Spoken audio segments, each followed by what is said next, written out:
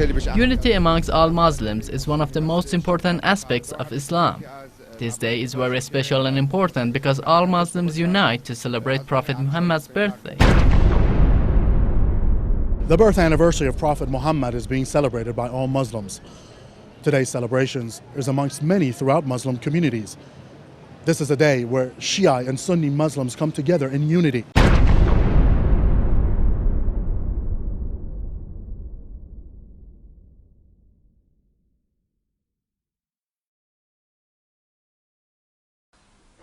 Having understood Christmas, it is also important for us to understand the Islamic, or we shouldn't say Islamic, let us call it the Muslim substitute. Muslims, seeing this fervor with which Christians celebrated the day of birth of Jesus Christ, the supposed day,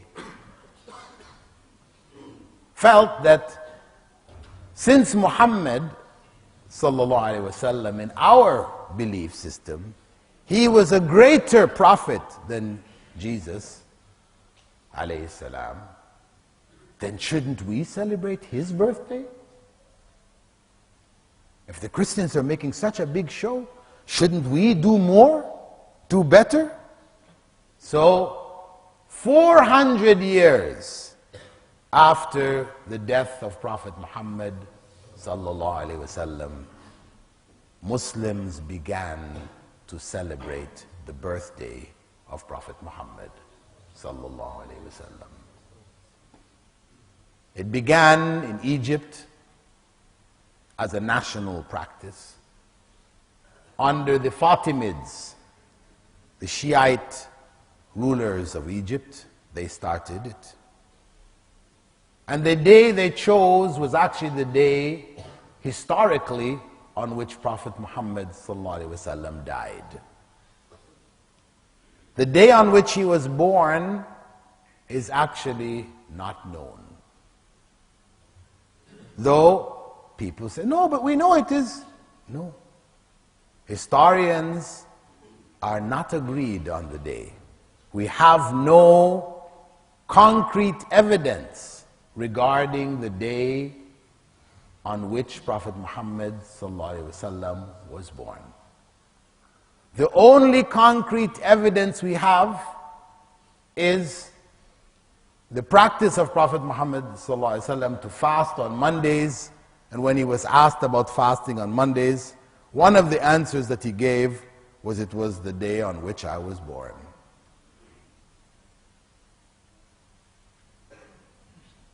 He fasted on Mondays. So the only thing that we can say with certainty is that he was born on a Monday. Which Monday? Allah alone knows. As Allah hid the day on which Prophet Isa was born, he hid the day on which Prophet Muhammad ﷺ was born. This was to prevent what has happened. To make it difficult to leave evidence to people that people have gone astray in this matter.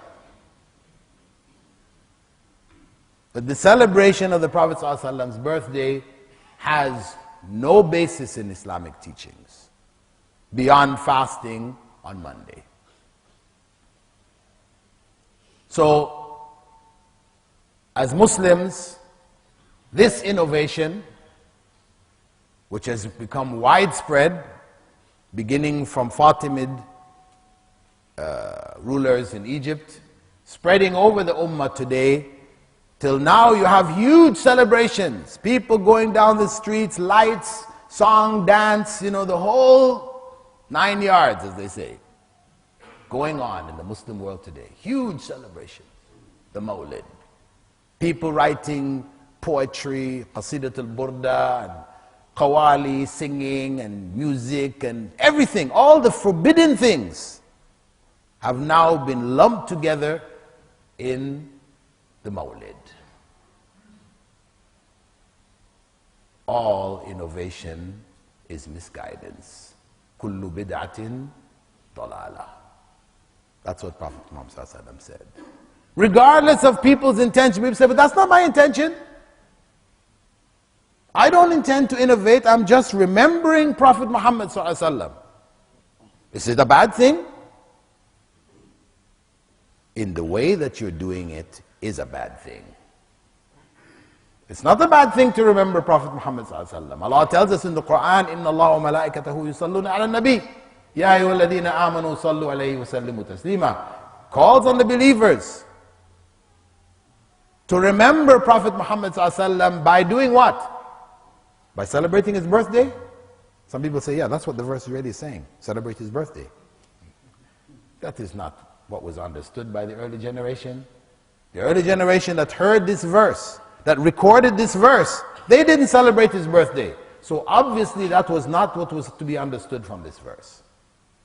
They understood, as the verse clearly states, that we ask Allah's peace and blessings to be on Prophet Muhammad ﷺ. In our recognition for what he has done for us, guided us to the straight path, we ask Allah to bless him. Not to celebrate his birthday with the fanfare that we do today.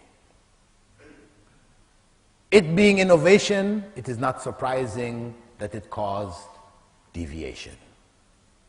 So some of the poetry that is recited, Qasidat al-Burda, attributes to Prophet Muhammad ﷺ the knowledge of Allah. They give the attributes of Allah to Muhammad ﷺ in this poetry, which they recite regularly, religiously, on his birthday and on other occasions. Innovation, misguidance. Calling people to the worship of Muhammad sallallahu alaihi wasallam. And so we have Muslims today who call on Muhammad sallallahu alaihi wasallam. We see it in the masjids, where they will put a plaque on one side of the mihrab saying, Ya Allah. And on the other side it will say, Ya Muhammad. What does that mean? Ya Allah, Ya Muhammad. We understand Ya Allah. Oh Allah, answer my prayers. Ya Muhammad. Sallallahu alayhi wasallam, yes. But Ya Muhammad, oh Muhammad, what? We're calling on him to do something for us? People believe that today. And that is misguidance. That is shirk. Muhammad sallallahu alaihi wasallam can do nothing for us in this life. He did what he did. Each and every one of us who has accepted Islam, he is rewarded for, because we are a product of his work. So he benefits. But he cannot benefit us directly in that we can call on him and he will answer our prayers and do things for us. That is Allah. Allah said, Ud'uni astajib lakum. Call on me and I will answer your prayers. Only Allah can answer our prayers. This is the true Islamic belief, and this is what we need to renew, put these practices back in their correct context. Renew our relationship with Allah subhanahu wa ta'ala, a relationship of ibadah, of worship, in the purest way possible. This is Islam.